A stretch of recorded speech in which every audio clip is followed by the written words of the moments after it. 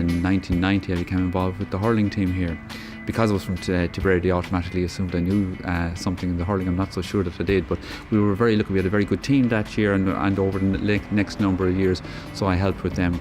And then I became involved at national level with the administration side of the third level games. The future of Carlow IT is very bright. We've always had good players coming through from the various different courses. But when you have a GA course, obviously it's going to strengthen your squads. They're bringing two things to it. They're bringing their playing ability, but also they're bringing their coaching ability that they're learning in class. So that's been a big bonus to us in the college.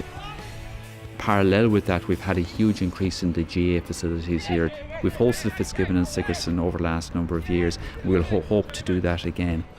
When I started out playing first, it was at club level and you thought everybody else from another club was kind of the enemy, and then you started to play at county level and you found that you made great friends through that.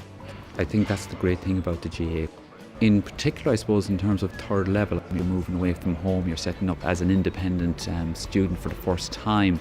If you can join a club like the GA club, it's absolutely fantastic because it gives you a link. You know the GA, you know the way it works at home, and you come into a similar setup here and you meet people from other counties, but you learn all the skills from the different counties and you kind of bring that into your own game. When I opened the letter, I couldn't believe it. In the GA, we are a big family, and you see people who do so much work, and my selection is just recognition of the work that's been done at third level.